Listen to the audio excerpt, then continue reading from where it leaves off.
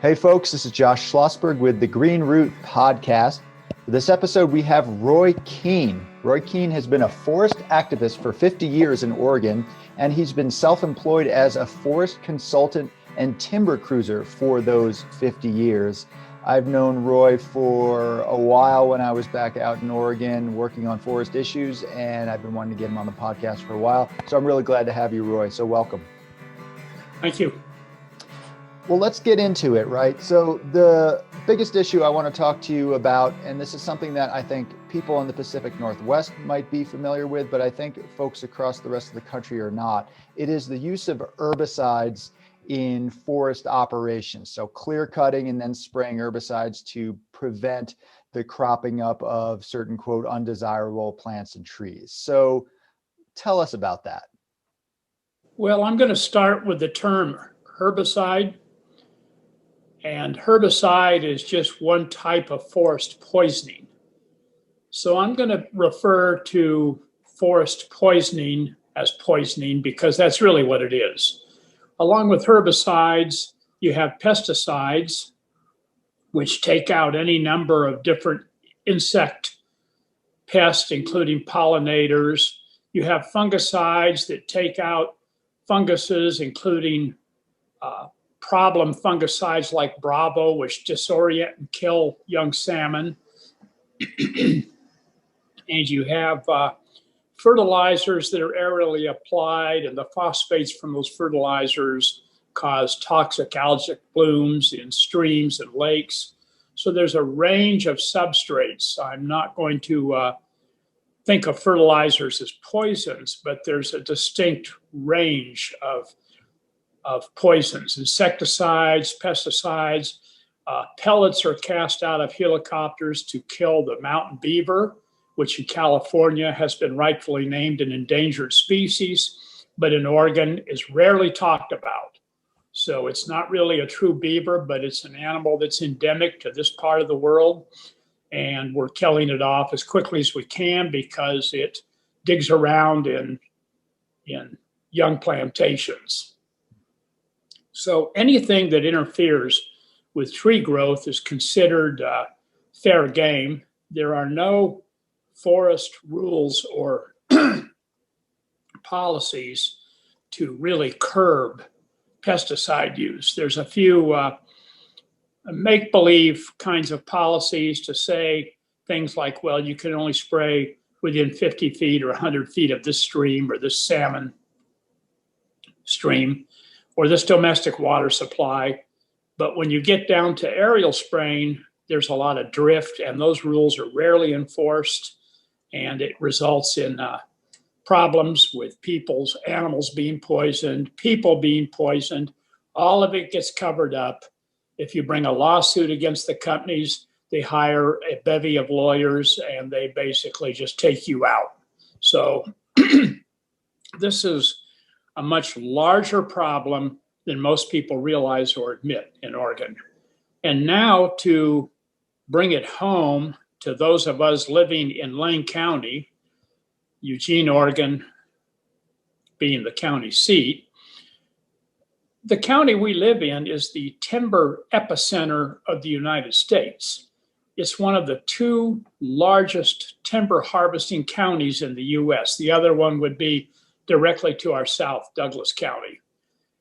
We're talking about a county that routinely, and I use the word harvest not because I agree with it, I use the word harvest because it matches the data subsets. If you Google up Oregon timber harvest, you'll get a lot of data. If you Google up Oregon tree cutting or Oregon logging, you won't get nearly the same data set. So in Lane County, we quote harvest 500 million board feet a year.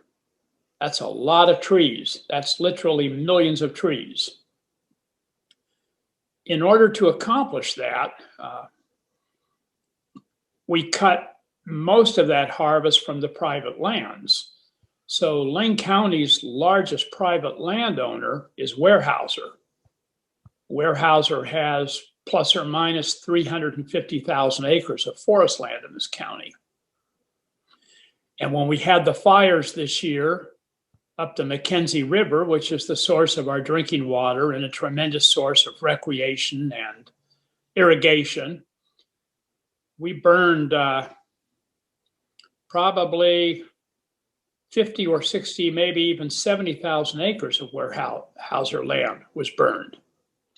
So we saw a big chunk of their land burned. And what will they do?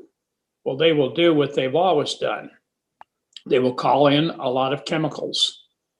They will start with spraying all the lands that were burned, but not necessarily salvageable, to prevent the bloom that comes up after fire. They will spray and sterilize all the acres that are salvaged prior to planting seedlings. After the seedlings are sprayed or are harvested, or planted, they will come back in and they will spray again to keep any competitive vegetation from coming up with the seedlings. So there's a lot of Weyerhaeuser acres out there in that 175,000 acre forest zone up the Mackenzie that will get chemically poisoned at least twice, maybe 3, maybe even 4 times. And that will happen in the next couple of years. Now, that's a lot of toxins. That's a lot of substrates when the rain comes flowing downstream into the river. But here's the rather sad and unique thing. We've never monitored any of that. The Department of Forestry has never monitored aerial spraying in this county. They did a very sketchy aerial spray monitoring in 2000, and they conveniently left Lane County out, and they didn't put even a single plot in. But all of that monitoring that they did for aerial spray was carefully coordinated with volunteer timber companies and carefully coordinated on dry days when there was no runoff. And so the results came up, as you would expect, fairly benign.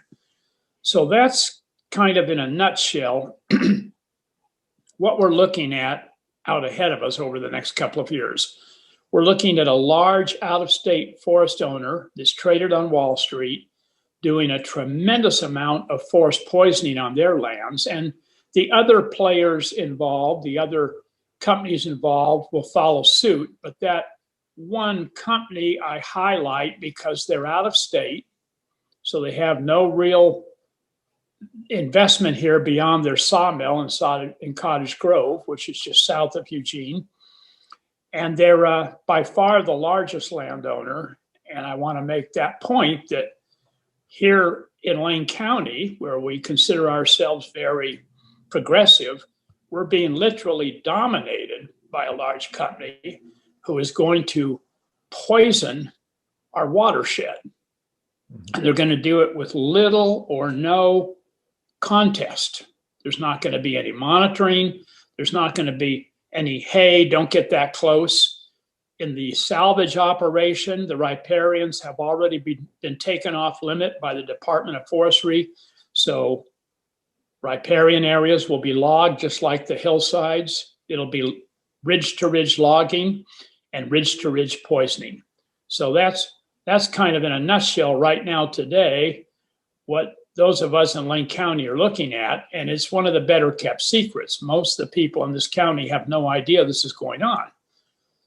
So now, given that we have this huge poisoning out ahead of us, how did all this start and why are all these chemicals used and what is the genesis for this process? And most of it started in the 60s, in the late 60s and in the early 70s. And it was promoted by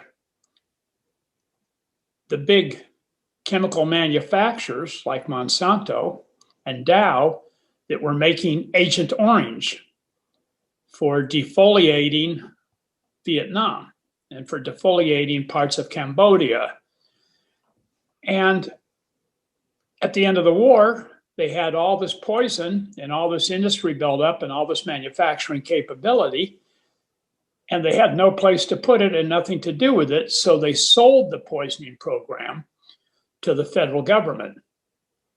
the Forest Service began to use toxic poisons, Agent Orange specifically, to kill off vegetation in Southern Oregon.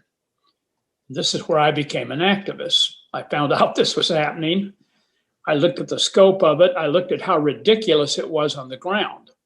I watched hillsides that were predominantly covered with tan oak, and the tan oak was sheltering young conifer seedlings underneath, which in time would have come up through the tan oak. And the tan oak is a scrappy little oak tree. It provides valuable food, it provides habitat, and it fixes the soil after events like fires. So it's a very established, recognized part of the Siskiyou biodiversity. And the Forest Service decided they would poison it. So they poisoned hundreds, perhaps even thousands of acres of hardwood trees with the hope of clearing the way for the conifers. The comic thing, in a tragic sense, is that some of the acres they poisoned, the soup they used, the poison was so hot that it killed everything. And this is something people don't realize. People hear these poisons called politely herbicides, and they think, oh, they must be selective. The herbicide must select out broadleaf plants, scrubs, competitive plants, whatever we want to call them, that don't belong within a tree farm, and just kill them off and then leave the Doug fir, which is the main tree they replant. That's not true. The level of poison is what determines the kill. If you heat the poison up, if you put on a strong enough concentration, it will kill the conifer as quickly as it will the broadleaf plants, because the little needles will get too much poison on them. The reason it selects or kills the broadleaf plants is because the broadleaf plant can hold more of the herbicide. So it's just a concentration effect. It's not selective. It's using a sledgehammer to drive tacks. You know, there's no reason for it except to speed up or to accelerate the tree growth process. And there's been a lot of research over the last 10 or 20 years showing that over the longer term, showing that over a couple of rotations, it doesn't really speed things up that much. And about the second or third time you use it, you begin to sterilize the soil, and you get yourself into a place where you're causing as much damage as you are immediate benefit. And all the benefit is measured in the immediate sense. Rarely is it carried down the line. Rarely does anybody look over the long-term sequence of a couple of generations of trees and ask themselves how necessary is herbiciding, forest poisoning. So the point is that most forests will grow just fine. Most tree plantations will do just fine without forest poisoning. They never had forest poisoning in a natural system. The forest did just fine. We had the greatest forest in the world here before they were logged. And everybody was happy. All the plant life was happy. The forest was happy. Everybody was cruising along without putting any poisons on. So why the poisons? Because the poisons speed up the tree farm process, at least in the first generation. They speed it up by taking out all the competition. So you can grow a so-called merchantable crop of trees in 40 years if you poison all the competition, versus waiting another 10 or 20 years to let the merchantable conifer species dominate the site as they do in nature and take care of their own blocking of the unwanted so-called vegetation. So it's basically used to speed up the growth cycle and speed up the harvest cycle, which in turn, if you're a Wall Street company, means that your money is not overextended. And that's the tragic truth is that after about 30 years, money grows faster than trees. So Wall Street would like to have tree crops ready for the next harvest in 30 or 40 years. They don't want to wait 50 or 60 years. And that's the dilemma we're caught in. We have no rules, we have no regulations. Now, this whole lack of regulation is further complicated by the compromises that are now going on. 12 of our main conservation groups in Oregon have agreed to sit down and talk over aerial spraying with the industry. And this is a huge tactical mistake. All it's going to result in is just further aerial spraying. It's not going to put a lid on it. It's not going to bring it to the public eye.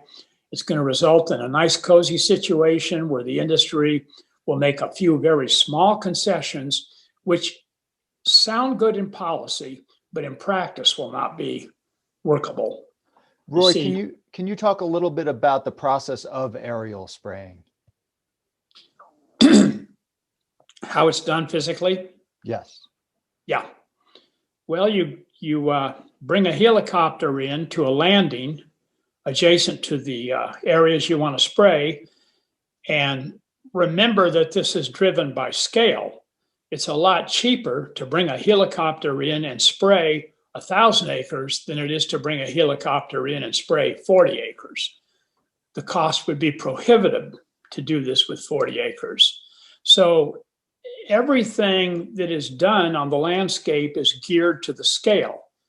Bigger cuts, quicker cuts.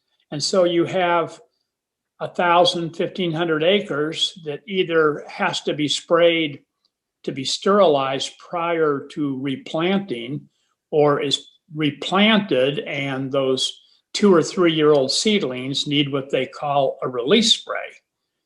So the helicopter's brought in, the poison is brought in, sometimes in 55-gallon drums, sometimes in a special truck. The effluents are mixed for the site. They declare on paper oftentimes one ingredient, when oftentimes there are 5 or 6 toxic ingredients combined. It's what I call a soup. And the spraying commences with the helicopter filling their tank and going out across the landscape with pylons stretched out, nozzles, and spraying like you would mowing a lawn, going up and down and up and down and spraying. And it's not the kind of an operation where you can make precise changes. You can't turn the helicopter tightly and follow a little stretch of salmon stream that you've agreed to not spray, because it doesn't work that way. So when they're going back and forth, what they'll do is reduce or cut the spray over areas that they've supposedly agreed to protect. But in reality, that stuff is drifting. It's in the air and it's drifting sometimes several miles. So the idea of precision spraying with a helicopter is just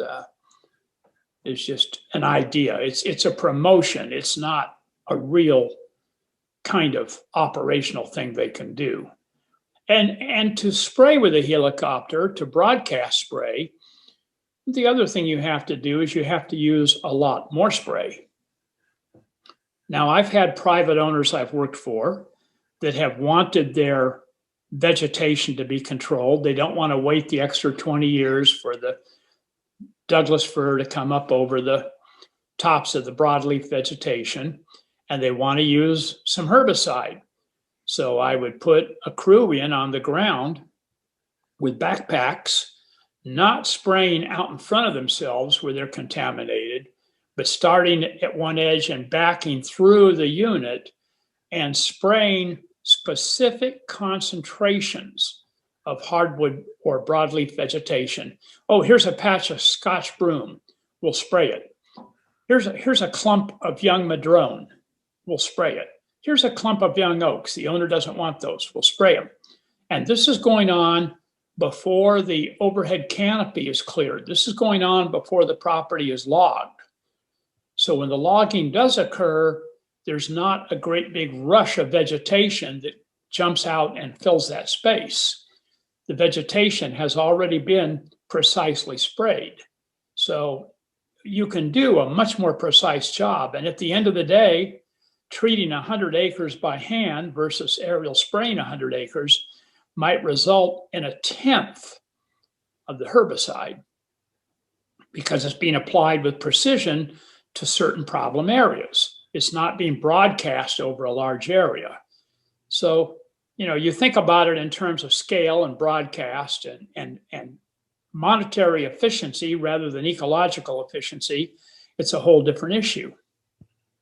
Yep. Well, I think that's important for people to understand because I don't think everyone realizes that there's these helicopters that are just spritzing this stuff from up above, and it's kind of getting everywhere. It's getting onto people's lands. It's getting into the waterways. So back to the discussions around this. So there are environmental groups who have been trying to address this for years, largely unsuccessfully. So they want to have conversations with the large timber companies and trying to put some sort of restrictions in place. So what has that process been and what fruits has that led to? Well, you mentioned earlier that I've been self-employed all the years I've been an activist. You and I both know that having external employment of some kind allows you to be much more outspoken. We both understand that in Oregon, which is timber dominated, if I would have been a company forester, I either would have kept my mouth shut or been fired. It's just that simple. I have forestry associates right now that feed information to me. They're telling me things that are going on right now in the timber salvage process that's going on upriver. I'm privy to that, but I dare not mention their names or who they work for. They would immediately lose their jobs. So the forestry profession has been dominated over a century in the Northwest, starting with Weyerhaeuser dominating the academic institutions. So we have a tremendous bias already running through the system. And this is before we get to specific issues. We're already pushing back against this bias. So now with herbicides, the people who objected were largely people who were not members of large environmental groups. The people who ran a campaign and successfully stopped aerial spraying for 2 years and 4 months in Lincoln County were not paid activists because the salaried component of the environmental movement, what I call the envirocrats, they're up against the same problem that foresters are up against. If they speak too loudly and too strongly against aerial spraying, they'll find their funding reduced. They'll find in some cases their funding cut off. And environmental organizations, once they become funded, and I know this is a fact, I ran an environmental organization, we had a little funding. I never took a nickel to be the director of it. I kept my own private business because I didn't want to be holden to anybody. But I watched other organizations that were, quote, more environmental than we were, get far more money, and I watched them hire people, rent office spaces, run campaigns, things that take a lot of money. And I realized in order to keep afloat, they have to play ball. In Oregon, if you want to get along financially, you have to go along with the industry. It's just point blank. I mean, there's lots of discussion about it, but that's what it boils down to. And I say this after watching this whole thing for 50 years. Some of my clients pay me to be a professional observer. When I'm working for a big company, sometimes they'll pay me to go out and look at 100, 150,000 acres and to look for issues, to look for problems, not to go out and cruise the timber, but to look at the broad picture, look at the big picture and pick things apart, tell them where the problems are going to be. And I've been doing the same thing with the environmental movement. I've never been a member of any environmental group. I've never belonged to Oregon Wild. I've never belonged to Nature Conservancy. I've never belonged to Audubon Society. I've kept myself out of those memberships over the years because I wanted to be able to speak frankly. So part of the problem with these groups sitting at the table and making an agreement with industry is that they're tapped in to timber funds. Whether the timber funds come indirectly through various foundations and grants, or whether the funds come directly from participating in things like forest collaborations, where they all sit around and decide how much logging you can do in a given area. They're compromised is the point. They were compromised before they ever sat down at the table. What's the most important to them? Is it the most important to stop aerial spraying of forest poisons, or is it the most important to them to keep their paychecks and keep their budget? I can answer that for you, but most of us can already figure that out. Mm-hmm. And so in Lincoln County, when a group of dedicated volunteers came together to put up an initiative, which is about the only way you ever get anything done against big timber in Oregon. If you don't have an initiative, you can forget it, because the legislatures are just like the environmental movement. They're all paid to stay in place. They're all paid to play the game, and they talk one thing, but they do another. You know, we've got all of Oregon's Democratic representatives right now going along with a great big federal fund to do more logging out in the middle of nowhere in the woods, when we all know that's not going to stop extreme fire events. But they're going along with it. It has nothing to do with what party they belong to.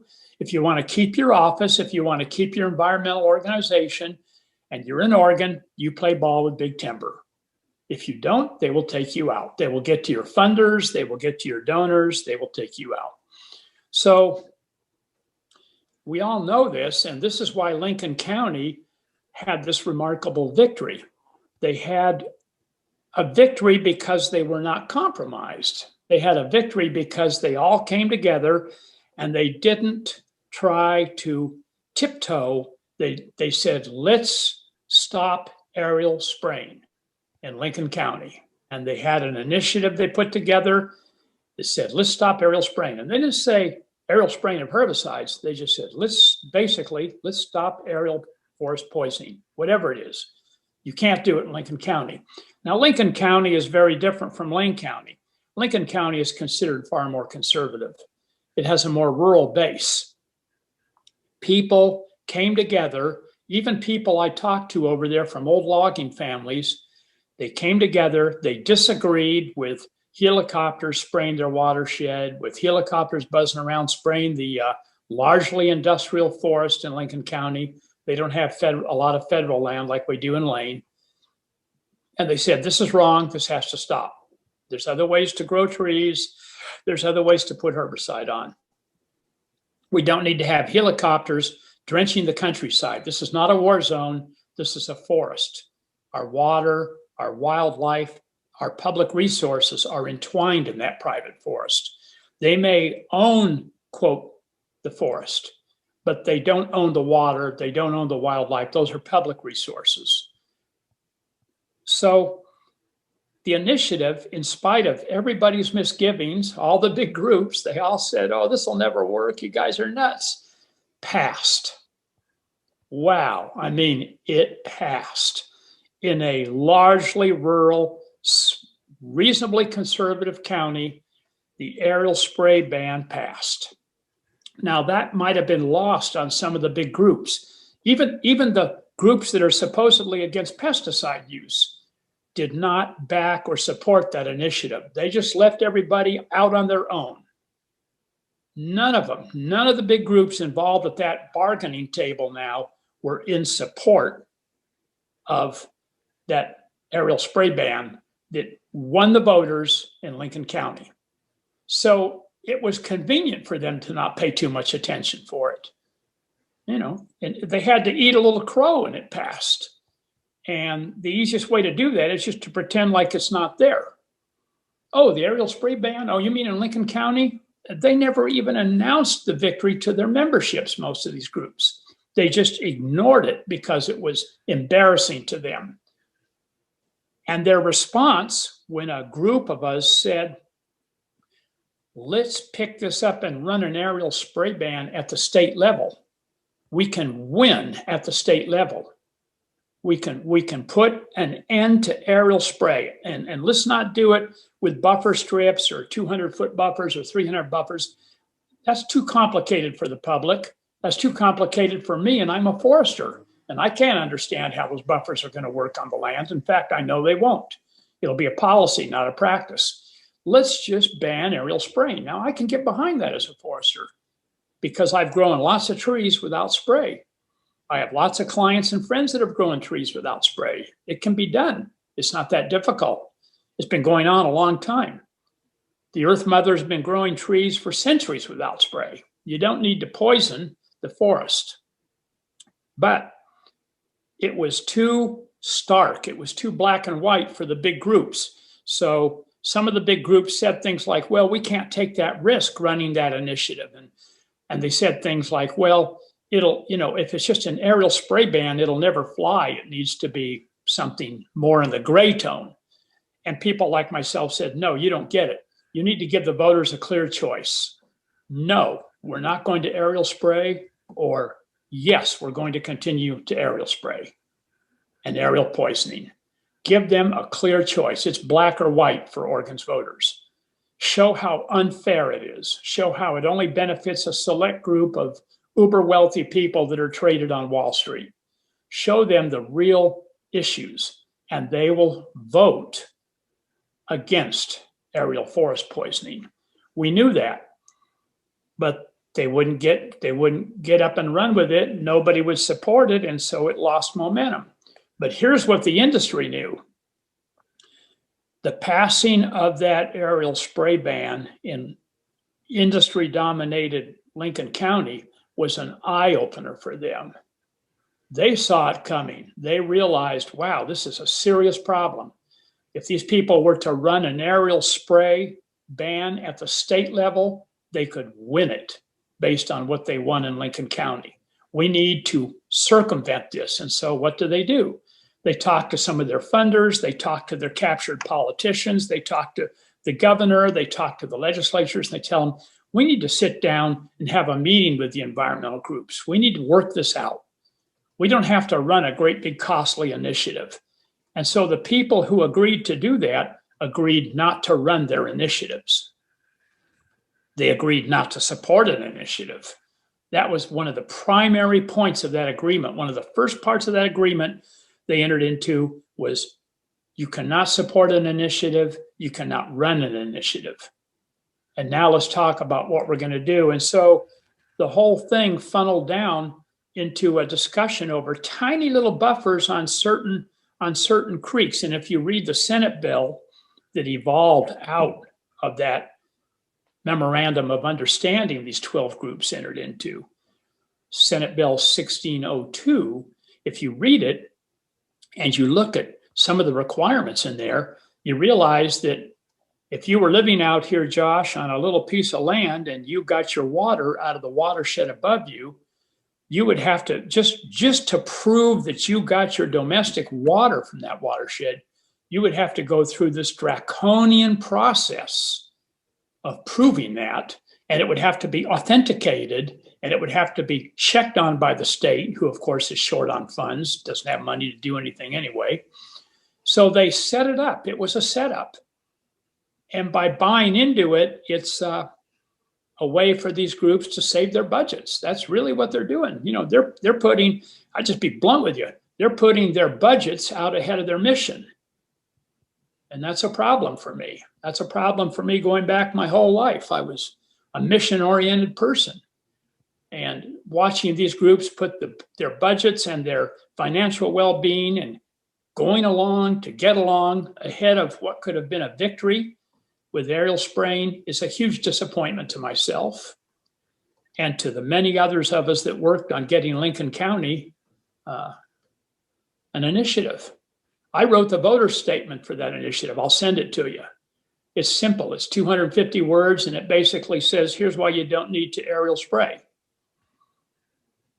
So it's a bitter pill time here in Oregon for those of us that work on forest issues, because we realize the move is fractionated. The move is split. The move is split between what I call the envirocrats, who are about maintaining their budgets and their well-being, And those of us that are about seeking equity and fairness and social justice and having that as our core mission. Mm-hmm. So what are the specifics? You may not have this on hand right now, but what is the bill that has passed? So has that passed already specifically in terms of what reforms they're going to do? Well, the MOU is complicated. Right. Deliberately, because we all know how easily complicated issues can be stalled out. Supposedly next year, they're going to formalize it, but it was already semi-formalized by the passing of Senate Bill 1602, which basically formalized the Memorandum of Understanding. So it's already been authenticated by Oregon's timber-dominated legislature. It's been exonerated. So next year they're supposed to work out the details. Right. But the little tiny restraints it puts on aerial spraying will be lifted up and given the media polish, the media spin, and people will say, look, we won this, we gained this. Wow, victory. But in reality, those little points, like I explained, even with registering your domestic water supply, those little points will be so minor that in practice, nothing will change. So the public will be fed a story by the big environmental groups that we've won this big victory with aerial spraying, where in reality, we've won nothing. We're going to get hammered in these big fires, every large fire to the north of here, all those big fires that involved industrial land, they're going to be like the holiday burn in the McKenzie. They're going to get hammered over the next couple of years with chemicals, saturated with chemicals. Now, there's another factor that comes into the equation that most of the environmentalists were completely unaware of, because, you know, most of them are not only hirelings, they're not only dependent on a paycheck, most of them are office bound and they're policy wonks. That's what I call them. They're policy wonks. They play with policy. They study policy. They study procedure. They rarely go out on the ground and audit anything. They rarely go out on the landscape and look at things. Now, somebody like myself, I've had clients pay me for 50 years to go out and look at things on the land. You know, I'm semi-retired now. I still work a few parcels and properties closer to town, but back in my heyday, I burned 50, 60,000 miles a year out looking in the forest.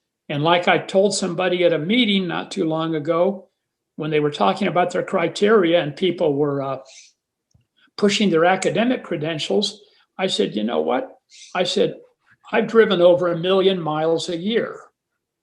I've driven over 1 million miles in the forest of the Northwest over 50 years. I've seen it. I've watched, I've looked at things. And here's the sad truth.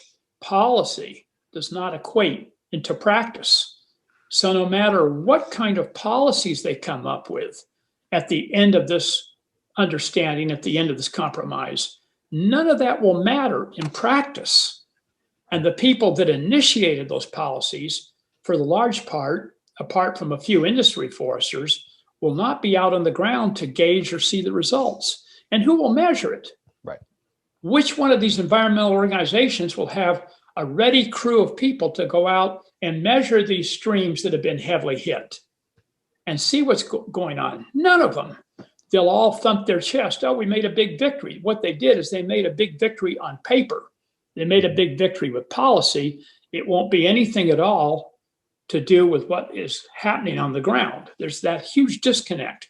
And this is true with timber sales. This is true with everything the professional envirocrats, the forest conservation groups. This is true with everything they touch.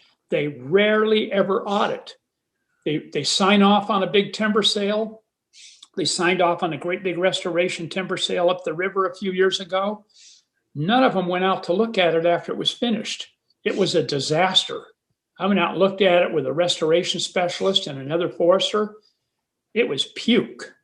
It was a disaster. It was a great big timber grab, but they all applauded it as being restoration because on policy, On paper, that's what it said it was. So that's where we're headed with any kind of understanding, any kind of policy. We're headed into this illusionary process where the policy is a long cry from the practice. Yeah, I think that's an excellent point that you make about that. So let's just pretend for a second that this the buffers are instated, right? Because that's what it seems to be about, right? They put some specific buffers. You're supposed to spray up to here and not spray up to here. Isn't that the heart of what this legislation is around? Well, they've agreed to 500 or 600 foot buffers Right. around schools and towns, around inhabited areas. Now that means very little when you consider drift. Yeah. All it takes is a little change in the breeze and that buffer will be violated. Who will measure that? Who will catch those violations? Do we have some large force of people out there on the ground whose job it's going to be to monitor that are unbiased, that are not paid by industry or not paid through industry operated academic channels? The answer is no. Is Oregon Department of Forestry going to monitor it? Of course they're not. They can barely find a budget to even print their data out. You see, they're already hammered, and they've already shown a distinct lack of interest in monitoring or reporting anything that might carve against their industrial buddies. Yes. This went on in the north coast of Oregon with watershed issues and the environmental watershed report that the Department of Forestry caused to get shelved. So anything that's going to be embarrassing is not going to come to the surface anyway. Sure. Any 500-foot buffers that get exceeded or any spray that washes out is either not going to be detected by anybody or not reported by anybody. So it's going to be an unreported activity. It's going to be an unmonitored activity. Now, the other area they got into is little tiny buffers. Imagine 50-foot buffers on fish streams and domestic water sources. 50 foot. That's not even, that's not even the width of a small urban house. I mean, 50 foot, that's nothing. Now, even if it were pumped up to 100 foot, that's still nothing, because it's going to be around a few select streams that have fish actively in them year round. What about the streams that don't? What about the little ephemeral springs and streams that run into those streams that feed them cold water in the late hot drought? What about that? Nothing. So it's going to be absolutely minimal. But the tragic thing is, that's the policy. Mm-hmm. The practice will not equal. The practice will not even be close. In practice, does somebody think that helicopter is going to go carefully, have some little streams and domestic water supplies carefully marked on a map and carefully detail around them while it's spraying? No. They're going to go right over them. They may or may not shut the nozzles down for a brief moment and keep right on spraying. Mm-hmm. That's what's going to, and to make it worse, most of this is going to go on behind locked gates. Mm-hmm. Mm-hmm. For sure. So, like you said, there was about a dozen of the mainstream large environmental groups in Oregon that signed on to this. Of course, there are plenty of people, plenty of environmentalists who are not fans of this. Now, there was one individual in particular working with one of the large environmental groups, and he quit his job because of this sellout. Isn't that correct? Yeah. So there's clearly some conscience there with some of those folks, but like you said, they're too beholden to their paycheck and where the funding is coming from. So do you think that a lot of the folks who are part of this are unconsciously or maybe even consciously aware that they're not doing something good? I think they're consciously aware, but I think if they pretend long enough that what they're doing is a solution, they learn to live with it. Yeah. I think they're consciously aware. I think there's people that realize that you can grow trees without aerial forest poisoning. I think there's people that realize that in every one of those groups. I think there's people that realize that what you enact as a policy does not equate to practice in every one of those groups. I think there's people that realize in order to get their paycheck, they have to go along to get along in every group. Mm-hmm. But collectively, by clinging together and maintaining a kind of collective Kool-Aid, they can convince themselves, they can drink that Kool-Aid collectively and convince themselves that this is all going to be a big improvement. And then they can sell it to the public and try to sell it to people like myself that know better as a big improvement. But they have the clout because they've stayed in line with the funding. They have the clout to get the message out. The rest of us don't have that kind of clout. Right. So do you think they think they're being reasonable though, right? They think, hey, this is the only way to do things. You have to play the game, and over the long term, maybe we'll make some positive change.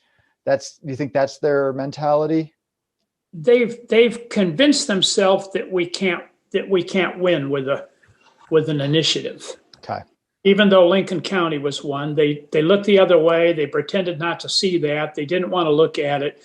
And now they've convinced themselves that running an aerial spray ban, not a reduction, not a gray tone, an aerial spray ban is unfeasible, will not win, and is too risky for them. They don't, you know what it is, part of it?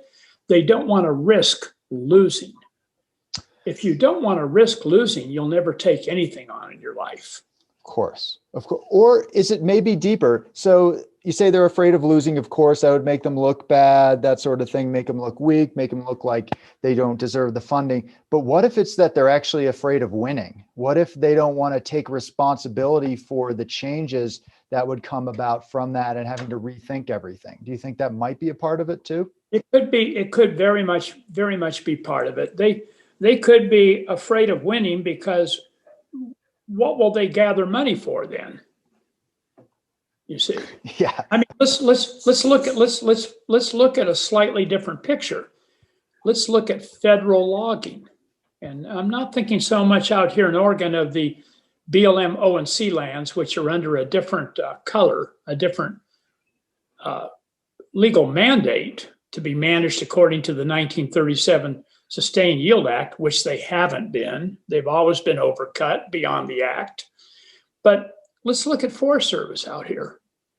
The Willamette National Forest belongs to people that are struggling to raise their children in housing complexes in New Jersey.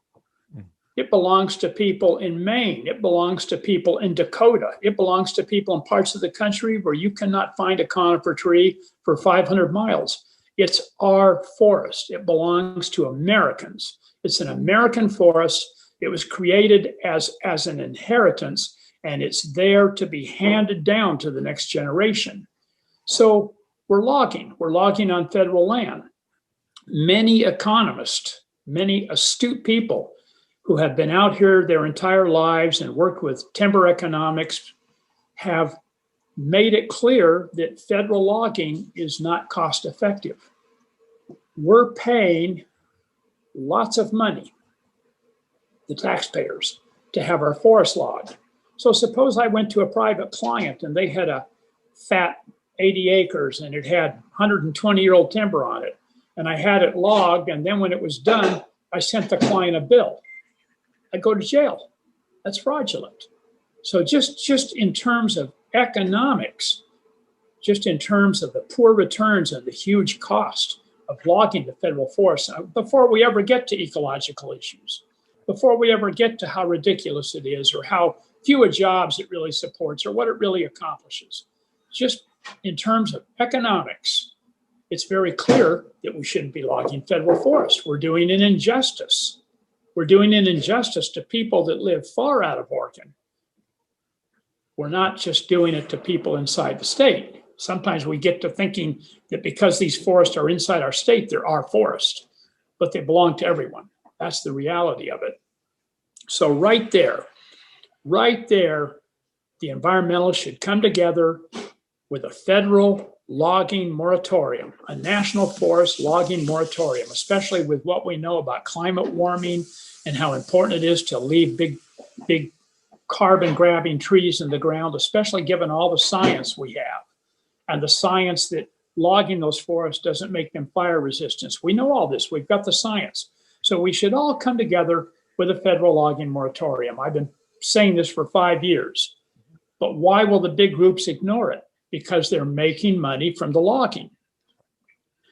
By arguing, by legally debating timber sales, by litigating over timber sales, their attorneys are making settlement fees, some of them quite large.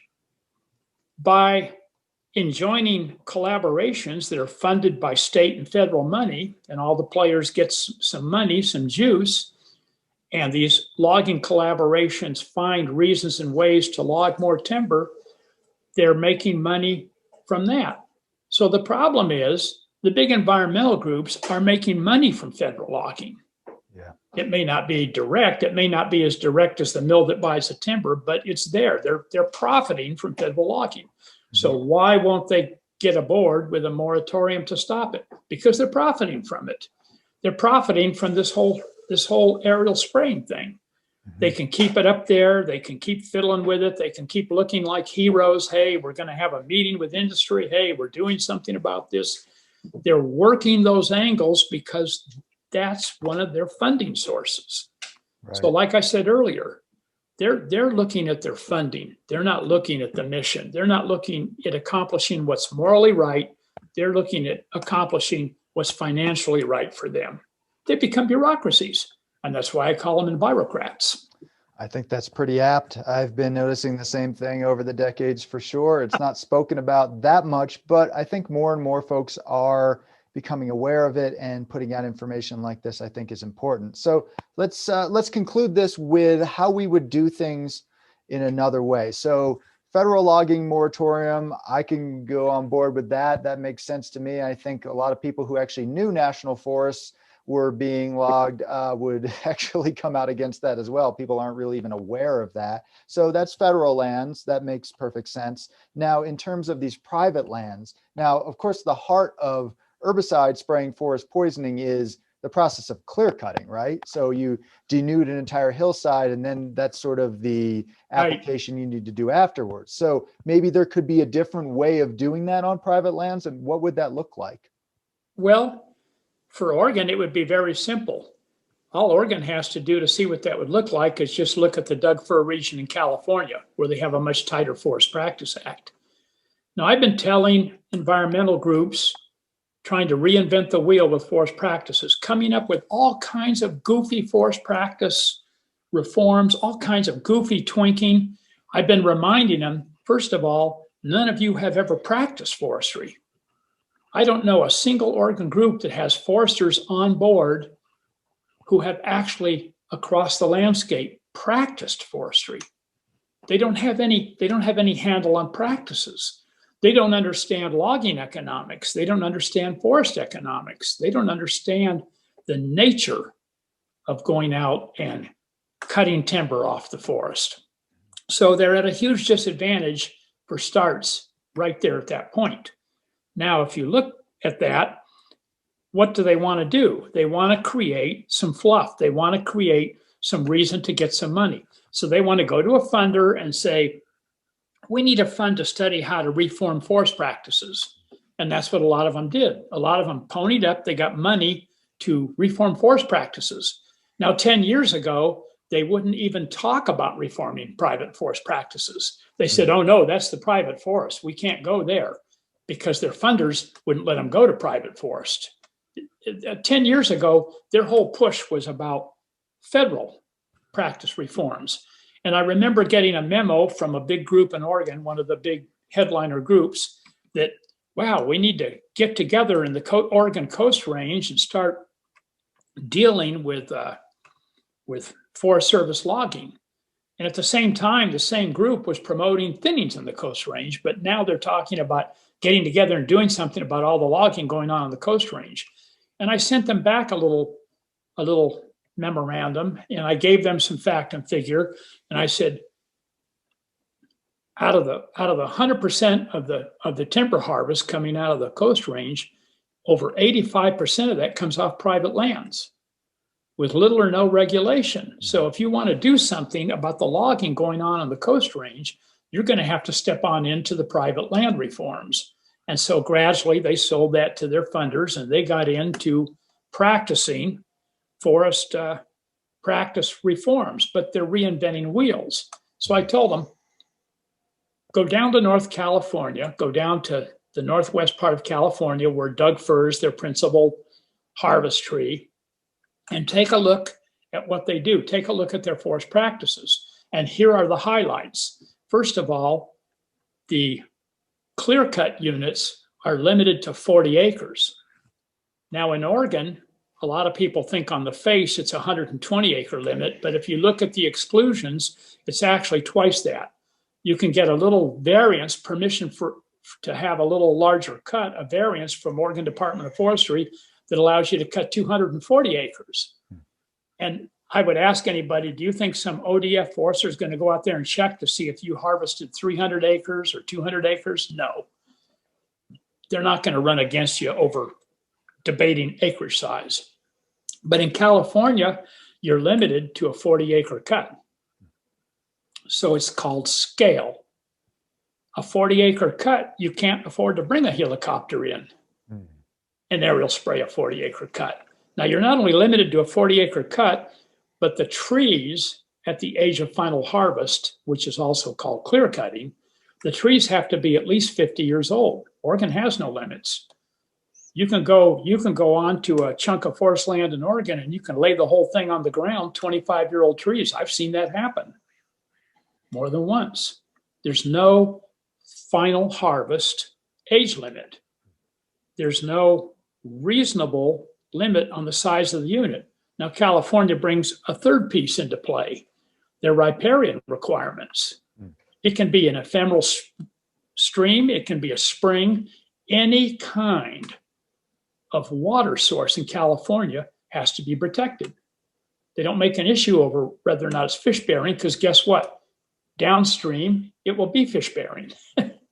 May not have fish up at the top of the hill, but by the time you follow that down and it joins another little creek and they become a larger stream, hey, you got fish.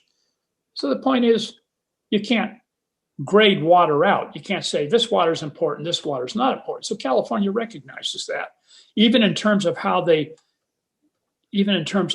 mark their streams.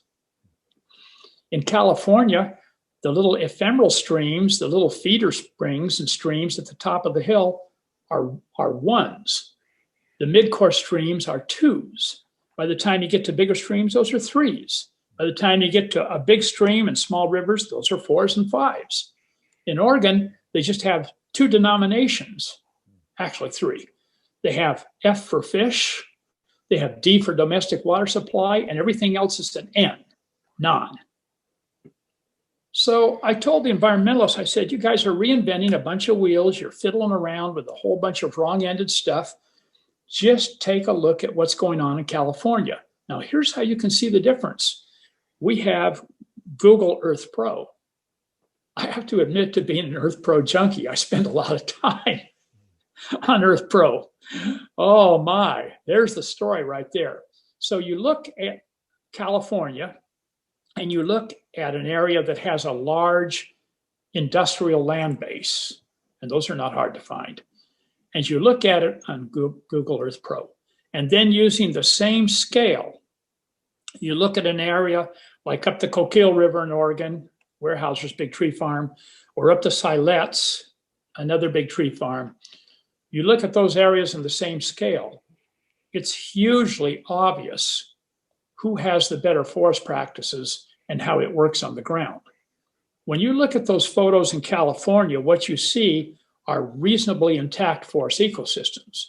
When you look in Oregon with these big 200, 300, even 400 acre clear cuts and all the heavy poison use, you see wastelands. You see lands that even after they're replanted are never going to be as fertile and productive as they were before they were cut.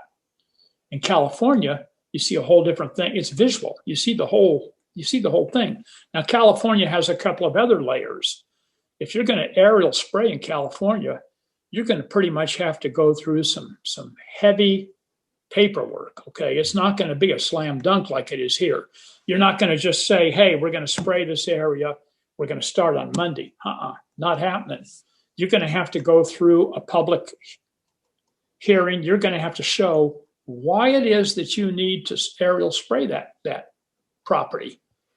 Why does that need to happen? In fact, if you even go to use forest poisons in California in your timber harvest plan, your THP, which has to be put together by a registered professional forester, you're going to have to show cause as to why you're using forest poisons.